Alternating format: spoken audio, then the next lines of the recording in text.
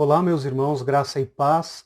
Eu sou Leonardo Padilha, tenho 33 anos, sirvo na Renovação Carismática desde 2002, sou fundador da missão Transborda-me e servo do grupo de oração Cristo Rei, aqui na cidade de São Leopoldo, no Rio Grande do Sul, Diocese de Novo Hamburgo.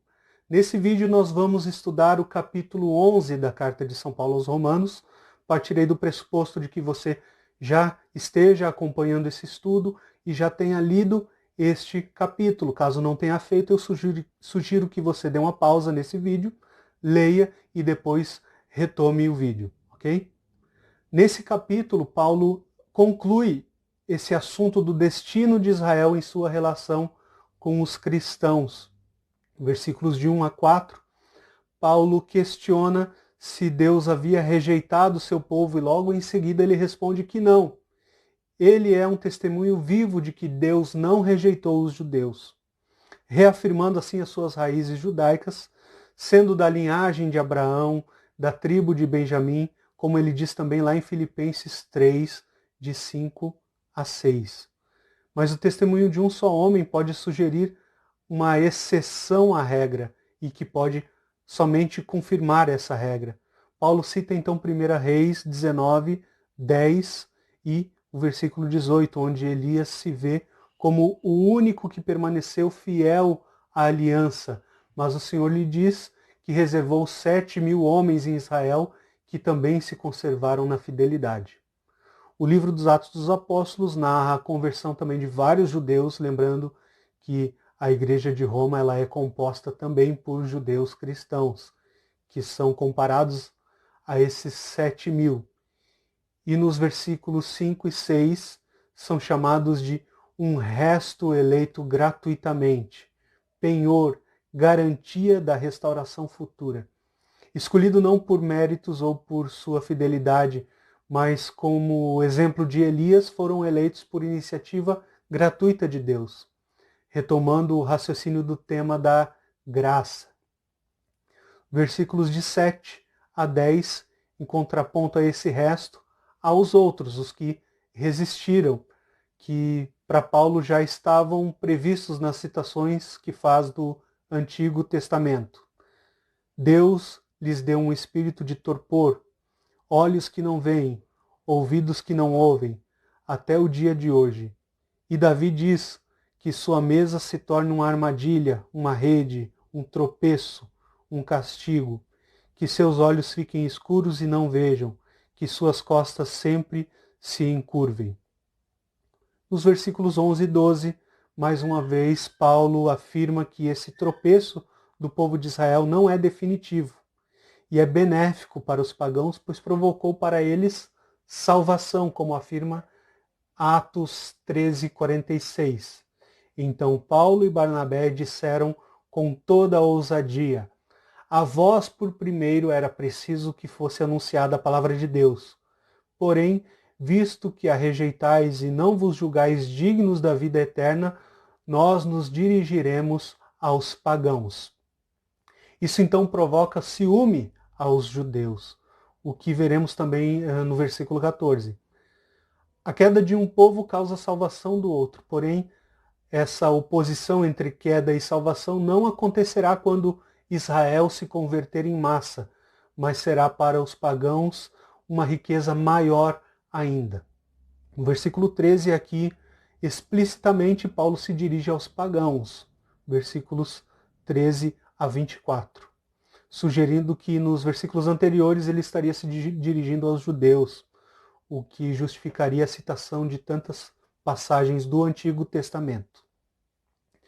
Paulo parece retomar as intenções de visita no começo da carta, lá no capítulo 1, versículos 11 e seguintes, reafirmando ser apóstolo dos pagãos sem negar suas raízes judaicas. Continua sendo e sentindo-se judeu, podendo falar com autoridade e experiência. Versículo 15, no início desse versículo 15, pois se a rejeição dele significou a reconciliação do mundo, o termo grego apobolé quer dizer rejeição, posto de lado, defecção, perda. Aqui não há concordância entre os teólogos. Alguns dizem que o sujeito é Deus, ou seja, que foi Deus quem rejeitou, mesmo que temporariamente, mas outros dizem que o sujeito é o povo judeu, o que concorda com o versículo 1, pois não foram rejeitados por Deus, mas os judeus que rejeitaram o Messias. Se a conversão dos judeus for comparada à primeira fase da obra redentora, a reconciliação do mundo, a conversão de Israel, será tão benéfica que só pode ser comparada à segunda fase da obra redentora, a ressurreição final. Paulo não afirma que a conversão dos judeus causará a ressurreição final ou a volta imediata de Jesus. O que ele faz é uma comparação, ou seja, converter-se à fé em Jesus e sua aceitação como Messias é como sair da morte para a vida. É uma obra tão maravilhosa que somente pode ser realizada por Deus.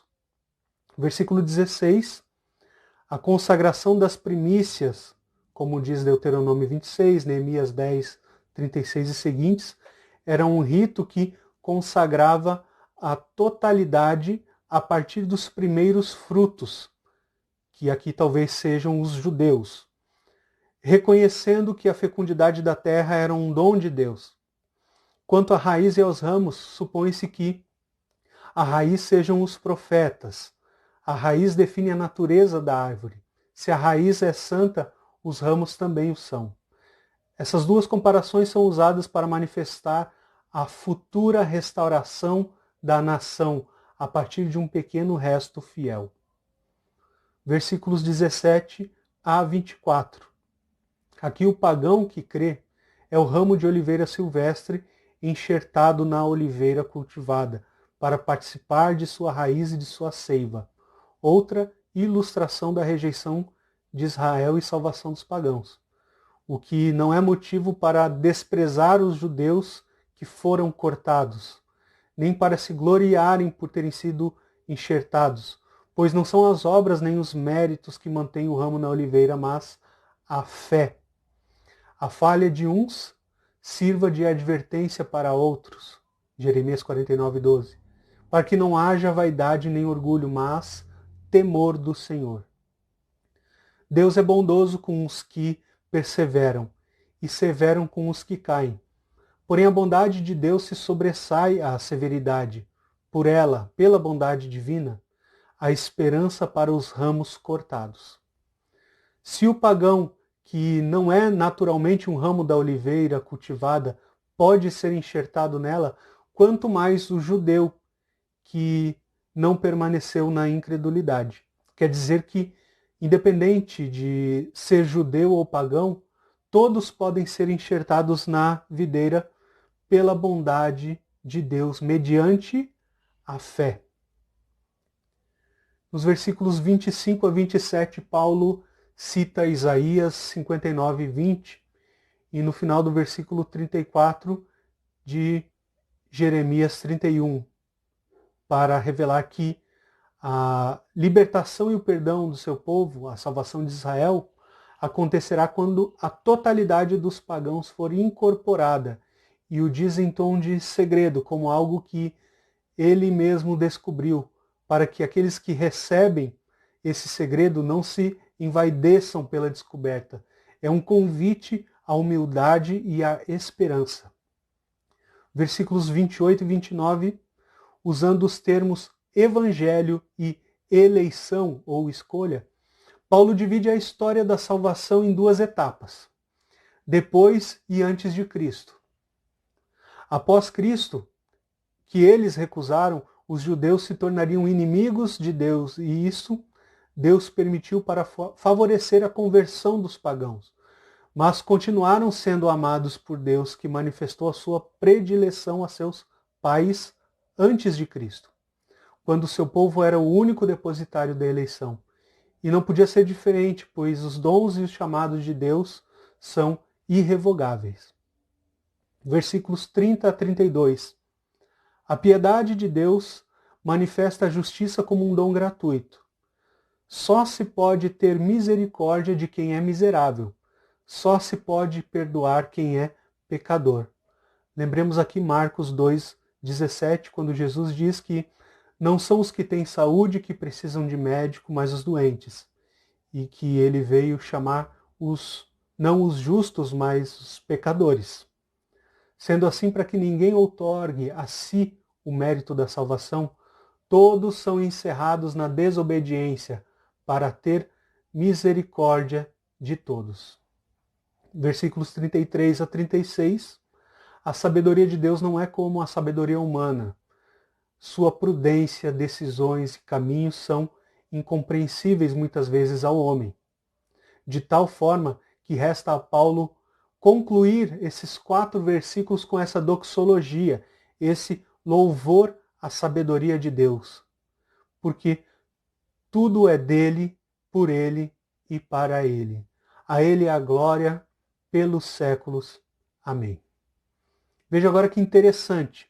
Nesses 3 capítulos, Paulo fala do passado, do presente e do futuro de Israel. No capítulo 9, ele exalta os títulos de glória do passado de Israel.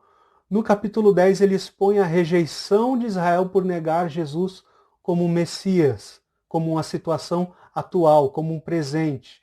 E no capítulo 11, ele anuncia a conversão dos pagãos como um motivo de ciúmes para o seu povo, que desejará também aceitar Jesus como o Messias, assim passando da rejeição para a salvação como uma realidade futura. Meus irmãos, espero que esse estudo tenha sido edificante para a sua fé e para a sua espiritualidade. Continue acompanhando esse estudo no próximo vídeo, o capítulo 12. Deus abençoe.